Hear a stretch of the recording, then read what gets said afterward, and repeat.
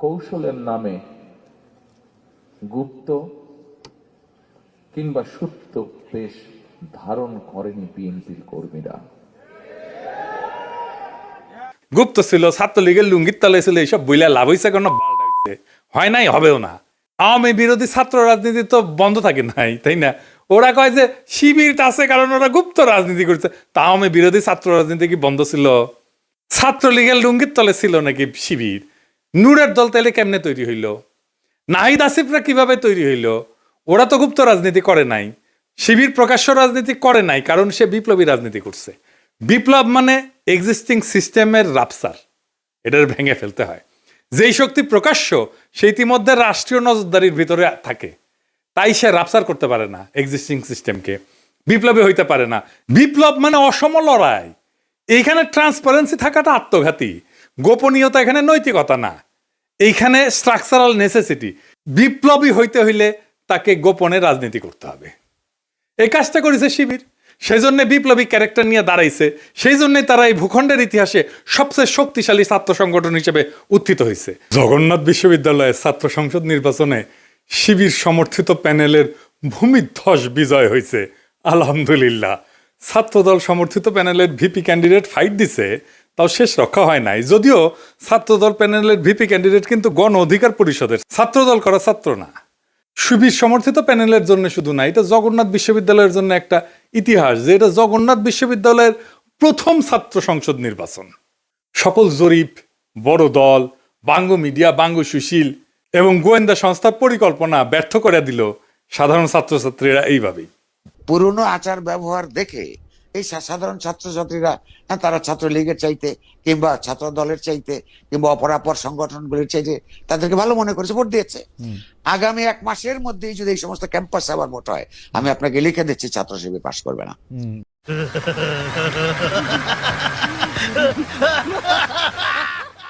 ইদানিং তো আবার জরিপ চলতেছে, জরিপে দেখা যায় বিএনপি ছাড়া কথা নাই। 70% লোক নাকি বিএনপিরে ভোট দিবে। এমিনেন্স একটা জরিপ করেছে, ওর মালিক আমার মেডিকেলের 3 বছরের জুনিয়র, জাসদ করেছিল। ওর এনজিও হেলথ নিয়ে কাজ করে ওই এমিনেন্স, এখন নতুন ধান্দাবাজিতে নামিছে। শামিম শুনো, 70% লোক বিএনপিরে ভোট দিবি, দিবি পাশা পাইতে দিলে হোগাত ছাপ্পা দিয়ে দিবি, হ্যাঁ ব্যালটে দিবি পাবলিকে। এই জগন্নাথের ইলেকশন নিয়েও জরিপ করেছিল, কইছিল ছাত্রদল জিতবি। সেটা আবার বাসস, তার মানে বাংলাদেশ সংবাদ সংস্থা ছাপিয়েছিল, মানে সরকারি সংবাদ সংস্থা। এটি মাহবুব মুর্শেদকে চাকরি দিছে আসিফ নজরুল। পুরা আওয়ামী লীগ আমলে আওয়ামী লীগের সাথে সিস্টেম করে চলিছে। মাঝে মাঝে কুরকুরে নিয়ে উঠলে আমার নিয়ে স্ট্যাটাস মারতো, এটা আছে না সুশীল গেরে একটা কুরকুরে নিয়ে আছে, পিনাকিরে নিয়ে স্ট্যাটাস মারে, আসলে আওয়ামী লীগ, কিন্তু মাঝে মাঝে আবার ভাব দেখায় আমি আওয়ামী লীগ না।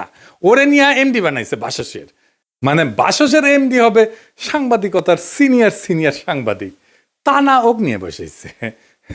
এইভাবে আসিফ নজরুল বহুত বালসালরা চাকরি দিছে, এখন সব কয়টা বিএনপির সার্ভিস দিতেছে, এইভাবে সার্ভিস দিতেছে।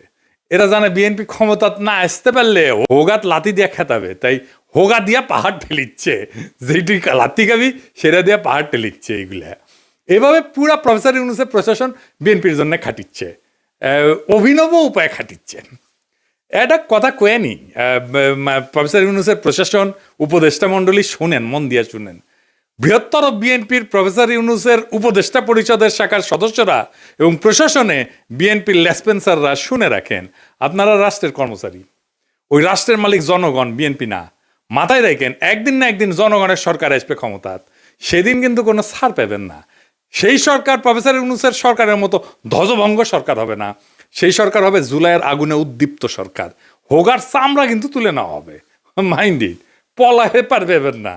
রাষ্ট্রের কর্মচারী হিসেবে নিরপেক্ষ থাকবেন, সামান্যতম পক্ষপাতিত্ব করবেন তো সেইটার কাফফারা দিতে হবে, মাপ নাই, সেই কাফফারা ভয়ঙ্কর হবে, সরি কওয়ার কলের টাইম পাবেন না। এইবার দ্বিতীয় ইস্যু, বিএনপির ভুল রাজনীতি। ভুল বলাটা ঠিক না, মানে যেই রাজনীতি করতেছে মুক্তিযুদ্ধের চেতনা মারাইতেছে, সেটা আত্মঘাতী হইতেছে। ক্রমাগত তারা মুক্তিযুদ্ধের চেতনা ডুবন্ত নৌকায় চইরা নিজের রাজনৈতিক ভবিষ্যৎকে ধ্বংস করিচ্ছে। মানুষজন এই কথা আওয়ামী লীগ আর বামেদের কাছে শুনিছে, তো এখনো শুনে, তাই না? এতদিন 15 বছর ধরে শুনিছে, মাইক লাগে শুনিছে, তারা এই কথার প্রতিধ্বনি যখন বিএনপির কাছে শুনে, সে তখন মনে করে আরে এটা তো আওয়ামী লীগ, এটাই তো ইন্ডিয়ার বন্ধু। আর সত্যি সত্যি যখন ইন্ডিয়ানদের উচ্ছ্বাস দেখে তারেক রহমানকে নিয়ে, আর তারা প্রকাশ্যেই বলে তারেক রহমান আর বিএনপি তাদের পছন্দের দল, তখন মানুষ দুয়ে দুয়ে চার মিলায় পাশায় ছাপ দিয়া ভোট দিবে বিএনপিরে। আর তার উপরে যদি দেখে সেই আওয়ামী লীগের অলিগার্ক লবণ কামালদের সাথে তারেক রহমানের হাত মিলায়, তখন পাবলিকে বুঝে যায় এইটা সেই আগের বন্দোবস্ত। আমরা হাসিনাকে তাড়াইছি, কিন্তু তার তৈরি বন্দোবস্ত এখনো আছে, আর এই বন্দোবস্তের মালিকানা নিছে বিএনপি। আওয়ামী লীগের এই বন্দোবস্ত, এই শক্তি বিএনপিকে আশ্রয় করে আবার শক্তি নিয়ে ফিরে আসতেছে, যেন আপা চট করে ঢুকে যাইতে পারে।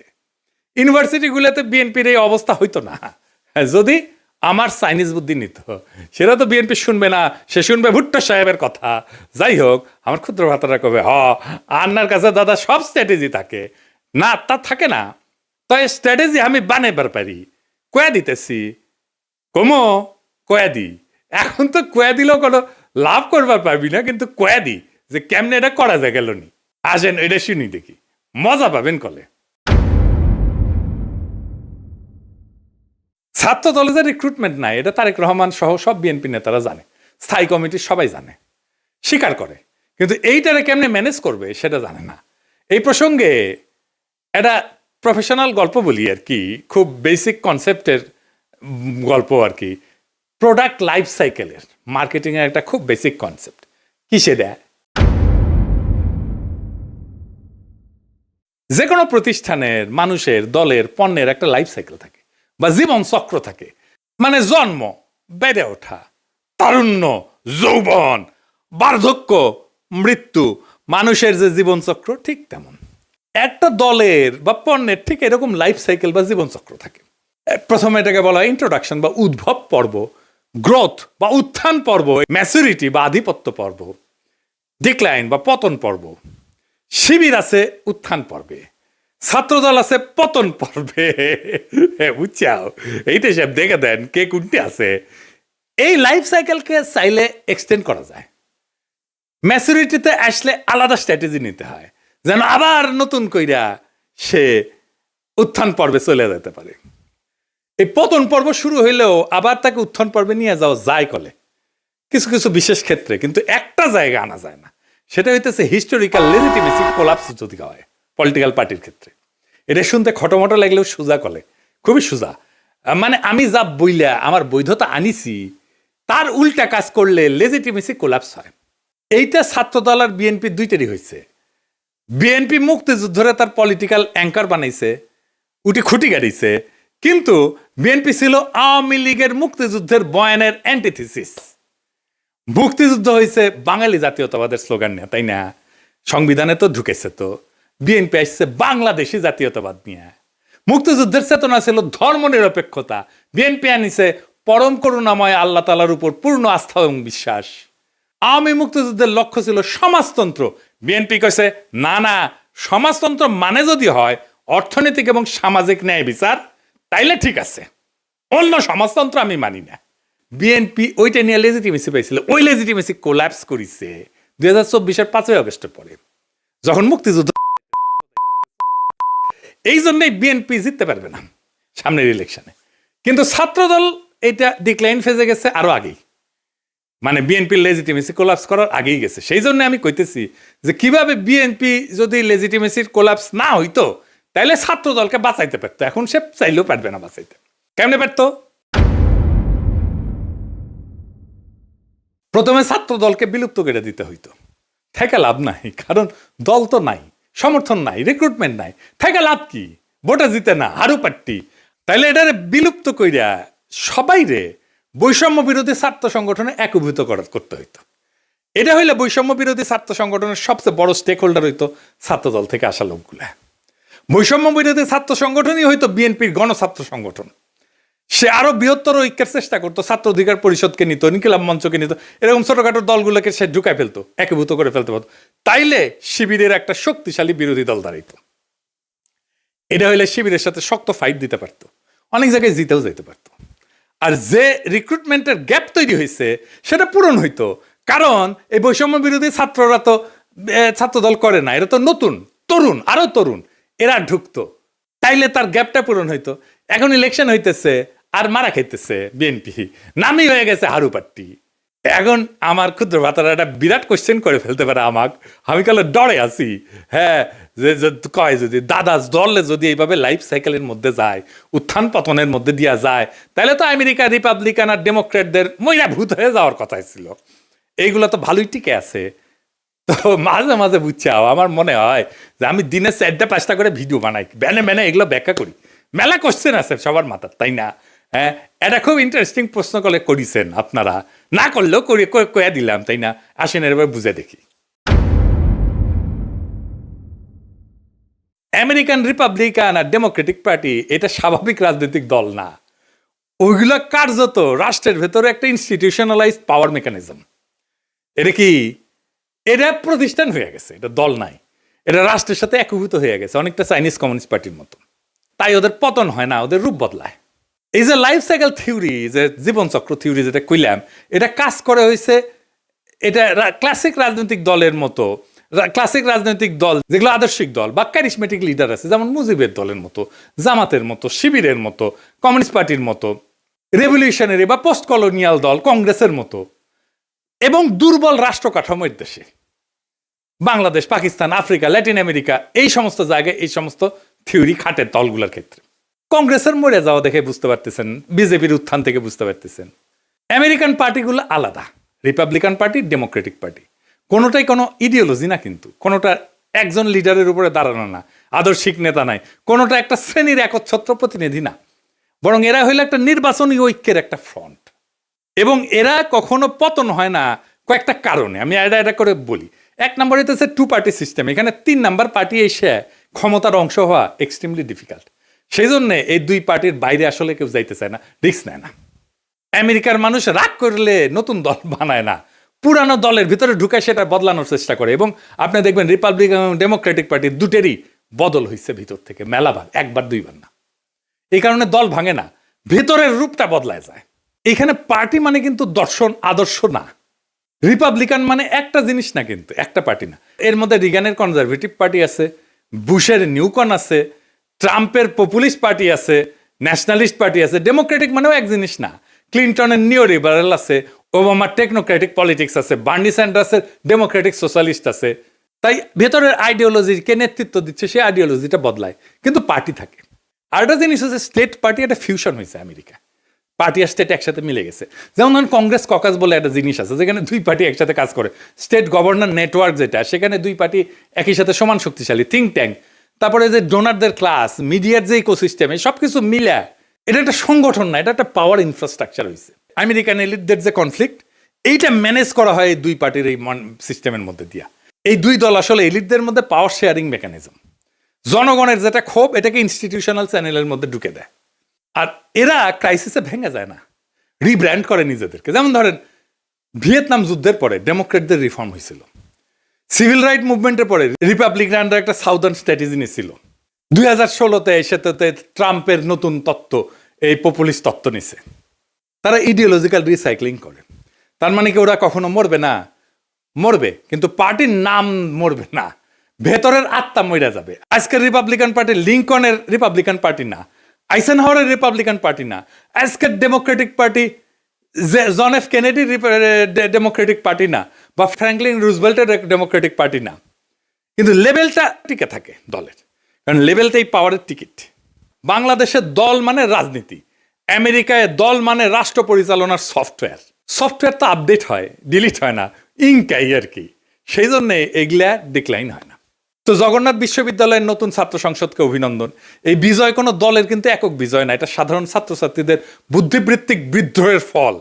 আপনাদের সামনে কাজ অনেক।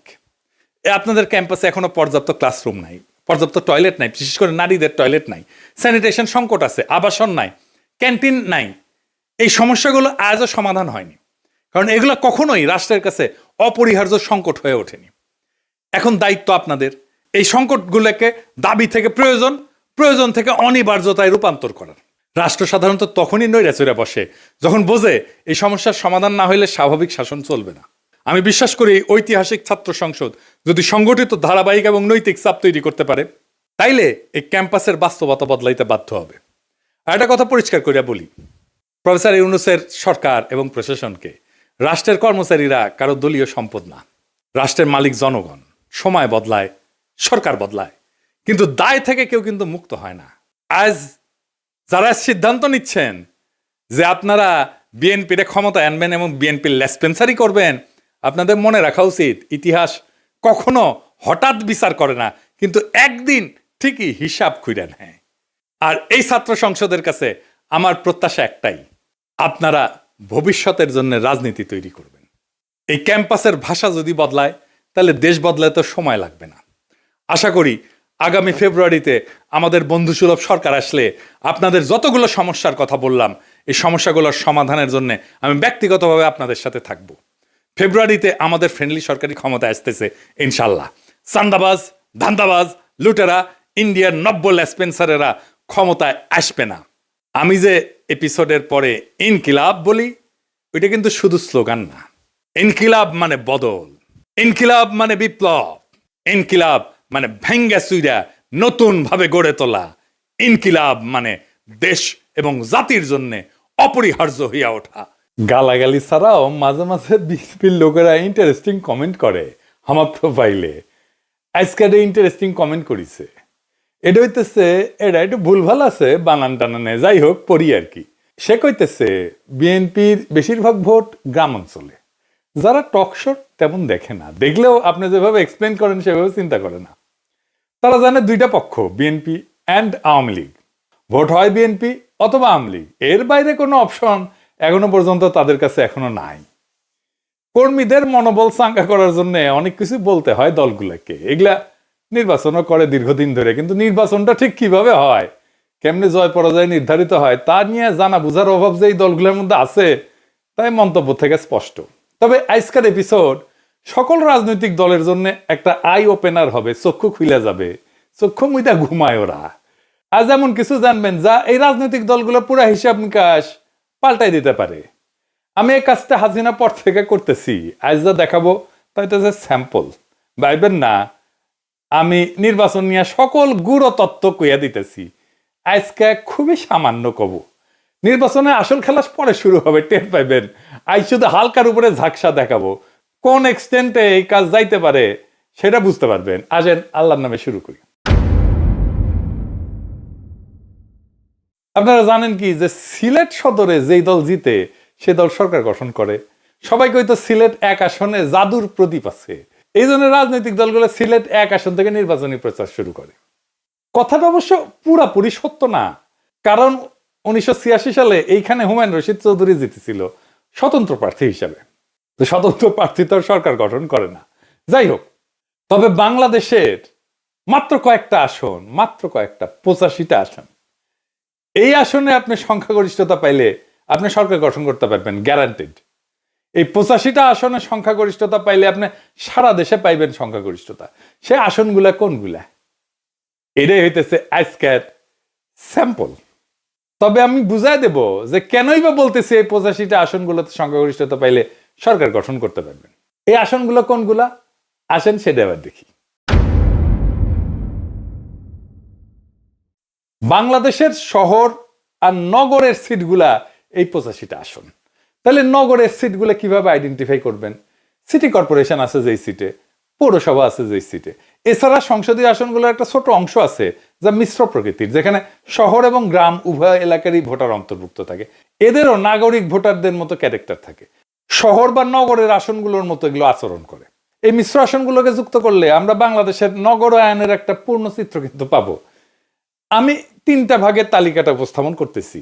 1 নাম্বার, এডিটর সাহেব পাশে লিখে দেন, পূর্ণাঙ্গ নগর আসন, যেগুলো মূলত সিটি কর্পোরেশন এলাকা নিয়ে গঠিত। 2 নাম্বার, পৌরসভা কেন্দ্রিক আসন, যেগুলো মূলত জেলা শহরের পৌরসভা নিয়ে গঠিত। 3 নাম্বার, মিশ্র প্রকৃতির আসন, যেখানে উল্লেখযোগ্য শহর বা পৌর এলাকা থাকলেও একটা বড় অংশ গ্রাম নিয়ে গঠিত।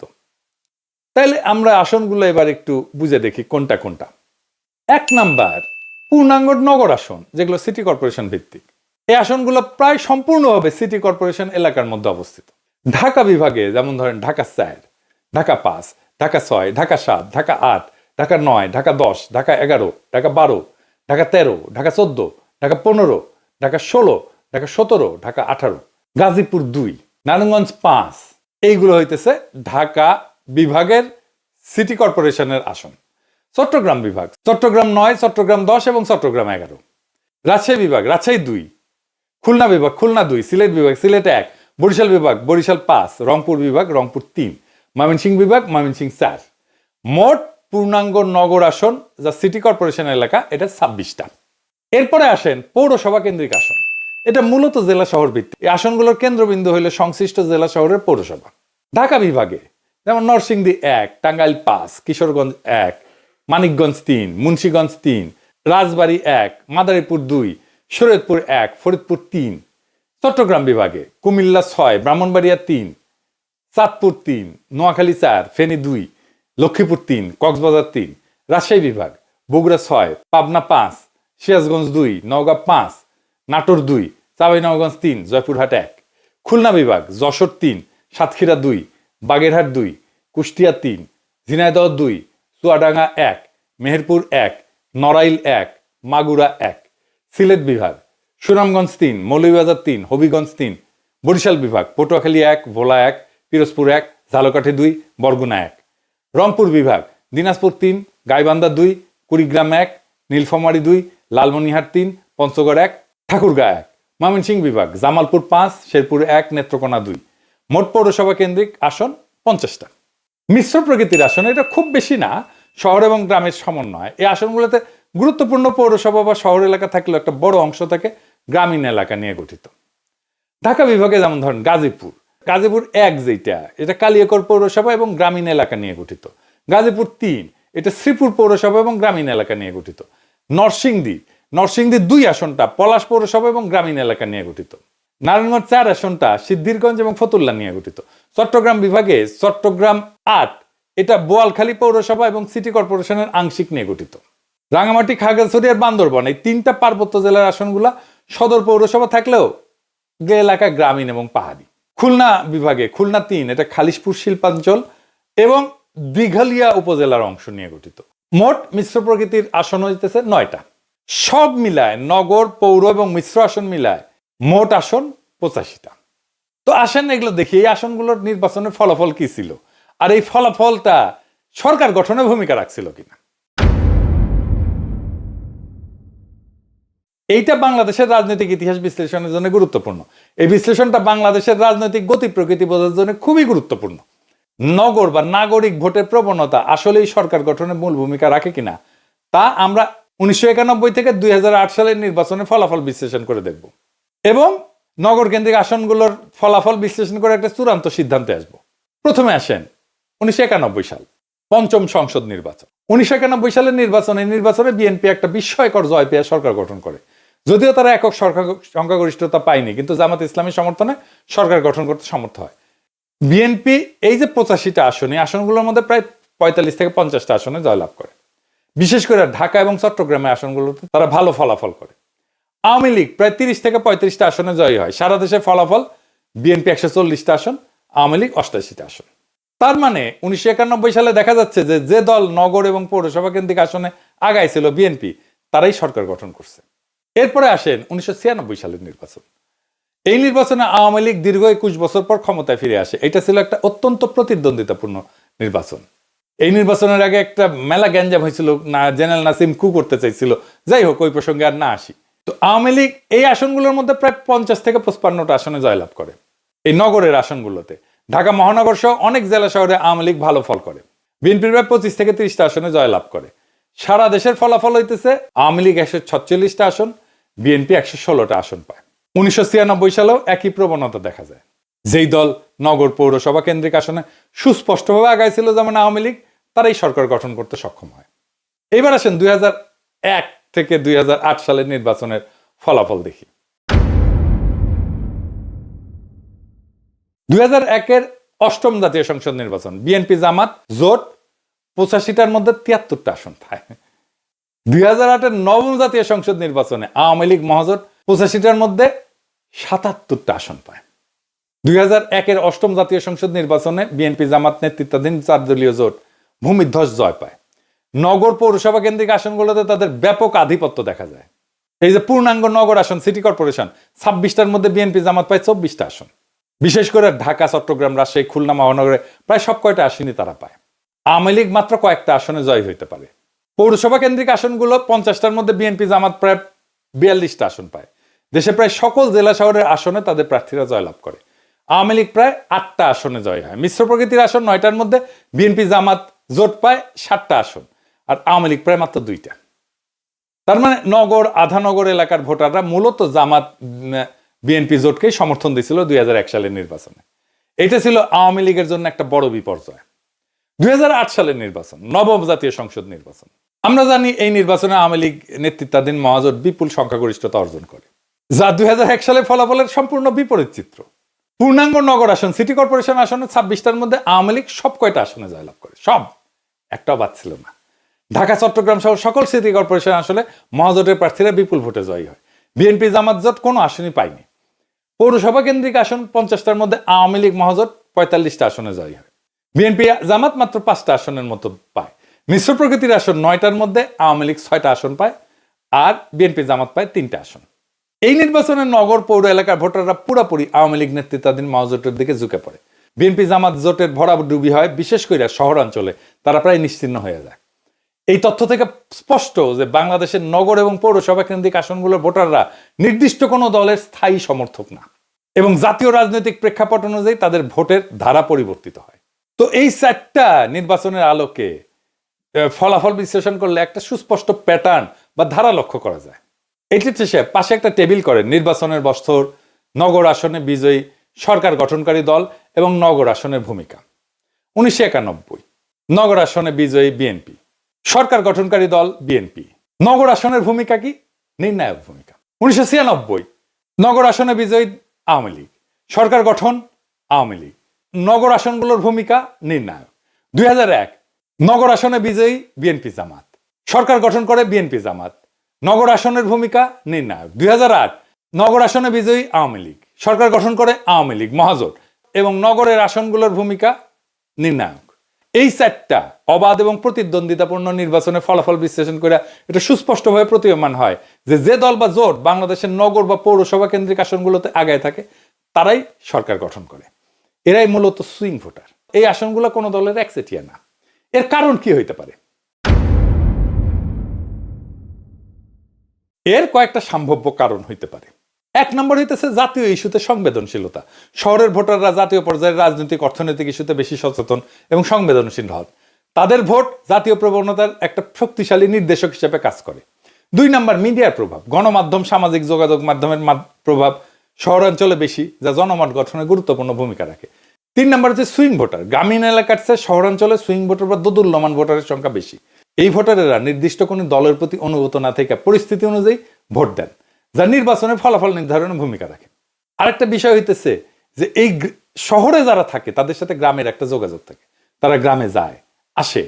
গ্রামের ছাত্ররা শহরে আসে, পড়াশোনা করে, তারা গ্রামে যায়, তাদের মতামত রাখে। এইভাবেই গ্রামের উপরে শহরের একটা ভূমিকা পড়ে।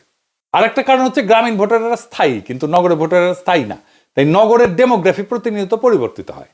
যে আসনগুলোতে জিতলে সরকার গঠন সুনিশ্চিত তাকে বলা হয় বেলওয়েদার আসন। সুতরাং নগর, পৌরসভা কেন্দ্রিক আসনগুলোতে বাংলাদেশের নির্বাচনের বেলওয়েদার বা নির্ধারক হিসেবে বিবেচনা করা যেতে পারে।